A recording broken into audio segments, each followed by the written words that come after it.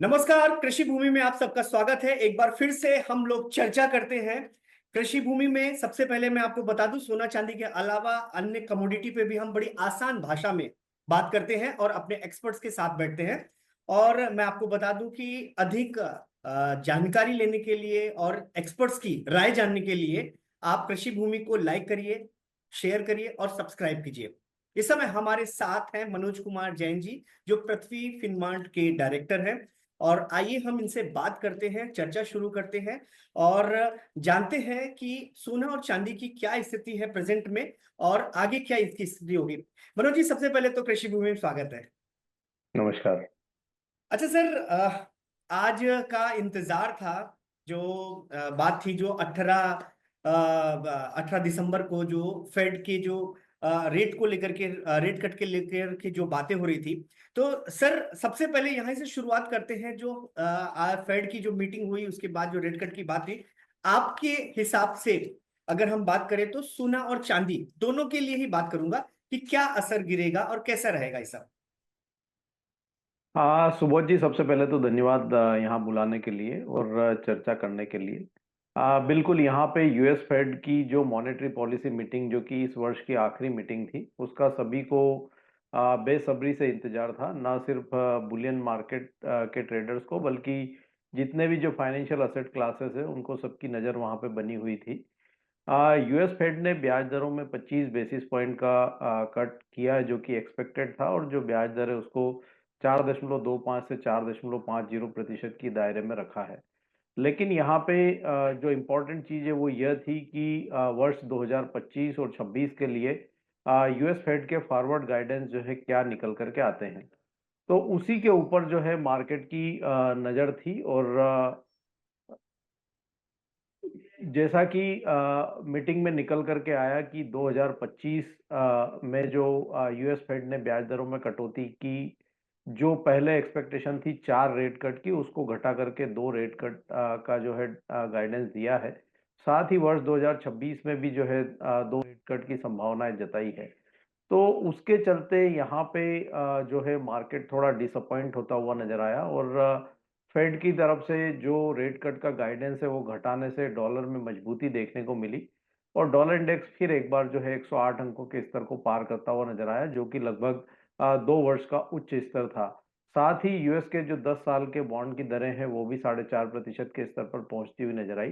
तो उसके चलते सोने और चांदी की कीमतों में इमीडिएट जो है नेगेटिव रिएक्शन देखने को मिला। और सोने की कीमतें एक बार फिर $2600 और चांदी की कीमतें लगभग $30 के स्तर तक फिसलती हुई नजर आई। तो अगर मैं छोटी अवधि की बात करूं, तो जो फेड का निर्णय आया है और जो यहाँ पे यूएस फेड ने आगे के लिए मार्केट को लेकर के गाइडेंस दिए हैं, तो उसको देखते हुए शॉर्ट टर्म में थोड़ा सा यहाँ पे नकारात्मक रुख जो है सोने और चांदी की कीमतों पर देखने को मिलेगा। लेकिन लंबी अवधि का जो पॉजिटिव ट्रेंड है वो अभी भी बरकरार है।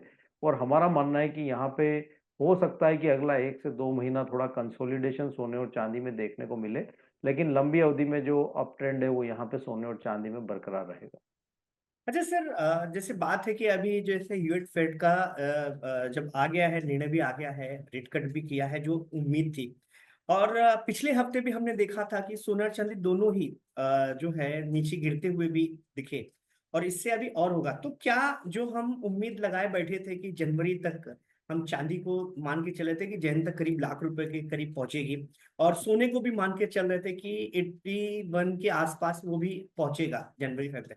तो क्या अभी भी ये उम्मीद लगाई जा सकती है कि हम उस चीज को बीट करेंगे, हम उसके तक पहुंचेंगे? थोड़ा सा जो फेड का निर्णय आया उसके बाद जनवरी में अब थोड़ा सा यहाँ पे संशय नजर आता है, क्योंकि मार्केट ने एकदम से इसको नेगेटिवली रिएक्ट किया है, और जिस तरह से डॉलर इंडेक्स में मजबूती देखने को मिली है, तो टेम्परेरी टाइम बिंग एक यहाँ पे नेगेटिव जो है हम कह सकते हैं कि प्रभाव जो है सोने और चांदी की कीमतों पर शॉर्ट टर्म में रह सकता है। तो अभी जनवरी में जो पहले अनुमान हम लगा रहे थे कि लगभग 80,000 तक सोना और 1 लाख तक चांदी फिर पहुंचती हुई नजर आएगी, तो वो सेंटिमेंट थोड़ा हर्ट होता हुआ नजर आया है। तो हमारा मानना है कि अगले 1 से 2 महीने, अगर जनवरी फरवरी की मैं बात करूं, तो एक कंसोलिडेशन जो है सोने और चांदी की कीमतों में देखने को मिलेगा। लेकिन फरवरी ऑनवर्ड्स जो है फिर एक बार वहां पे सुधार आता हुआ नजर आएगा, क्योंकि मार्केट की नजर यहाँ पे जो यूएस प्रेसिडेंट इलेक्ट ट्रम्प है वो भी 20 तारीख से जो है जनवरी से सत्ता संभालने वाले हैं। तो उनका जो है क्या रणनीति रहता है, क्या पॉलिसीज रहती है, उसके ऊपर भी मार्केट की नजर रहेगी। तो हमारा मानना है कि अगले 2 महीने एक कंसोलिडेशन जो है सोने और चांदी में देखने को मिल सकता है। मतलब ये मान के चले कि अगर ये जो गिरावट भी है टेम्परेरी ही है, बहुत ज्यादा महीने 2 महीने से आगे नहीं जाएगी। बिल्कुल, यहाँ पे क्योंकि जिस तरह से फेड ने गाइडेंस दिया है, 2 रेट कट तो होंगे ही और 26 में भी 2 रेट कट की संभावनाएं जताई है।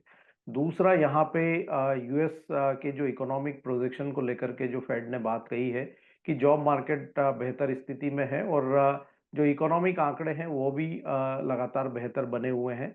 हालांकि यहाँ पे इन्फ्लेशन थोड़ा सा एलिवेटेड लेवल पे है। तो यहाँ पे कहीं भी अगर यूएस को ग्रोथ को बरकरार रखना है तो वो डॉलर को ज्यादा मजबूती पर ज्यादा समय तक बनाकर नहीं रखेंगे और कहीं न कहीं डॉलर जो है फिर एक बार ऊपरी लेवल से फिसलता हुआ नजर आएगा।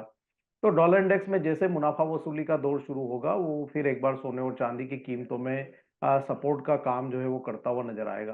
तो शॉर्ट टर्म में एक हम कह सकते हैं कि थोड़ा 1 से 2 महीना कंसोलिडेशन जो है कीमतों में देखने को मिल सकता है, लेकिन लंबी अवधि में जो ट्रेंड है वो आगे बिल्कुल बरकरार रहने वाला है।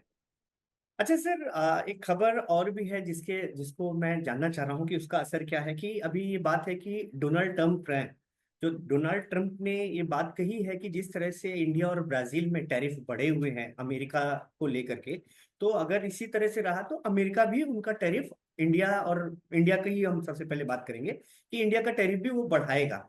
तो ये जो टैरिफ अगर बढ़ता है तो क्या इसका असर किस तरह से पड़ेगा अगर हम बात करें सोने और चांदी की?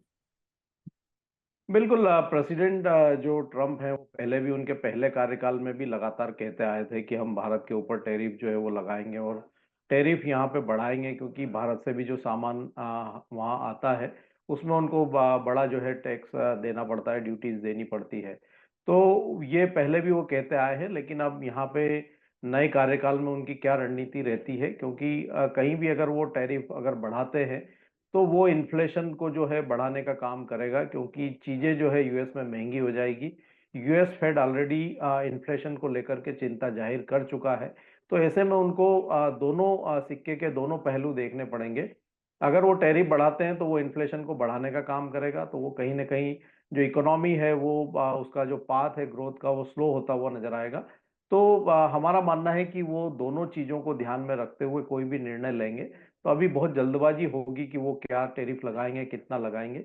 एक बार वो आ जावे फिर उसके बाद जो है किस तरह से उनकी पॉलिसीज जो है वो शेप अप होती है उसको देखना होगा। लेकिन हमारा मानना है कि बहुत ज्यादा टैरिफ शायद वहां से आता हुआ नजर नहीं आए, क्योंकि अल्टीमेटली वो यूएस में फिर एक बार इन्फ्लेशन को बढ़ावा देने का काम बढ़ावा दें। करेगा। बिल्कुल। सर, हमारे जो ज्वेलर्स दर्शक हैं, तो मैं उनके लिए भी जानना चाहूंगा कि जिस तरह से स्थिति बनी हुई है तो निर्णय लेना बहुत मुश्किल है। अगर आगे की बात करें, उनके लिए आप क्या राय देते हैं कि वो किस तरह से, जैसे खासतौर से कुछ नए भी हैं ज्वेलर्स हैं, पुराने भी हैं, नए ज्वेलर्स को ज्यादा इन सब चीजों की चिंता रहती है, तो उनके लिए आप क्या राय देते हैं कि वो लोग किस तरह से आगे बिहेव करें? हमारा मानना है कि ट्रेडर्स को अभी थोड़ा सा कॉशियस अप्रोच यहाँ पे रखना चाहिए, क्योंकि मार्केट एक बार स्टेबल होने दें। इतना बड़ा निर्णय हुआ है तो उसके बाद एक यहाँ पे वॉलेटिलिटी भी देखने को मिल रही है। तो थोड़ा सा मार्केट को सेटल होने दें। नेक्स्ट वीक जो है वो इंटरनेशनल मार्केट में एक तरह से वेकेशन का जो है समय स्टार्ट हो जाएगा, क्योंकि न्यू ईयर और क्रिसमस के वहाँ पे फेस्टिवल होते हैं, तो उसके चलते लोग जो है लंबी छुट्टी पे चले जाते हैं।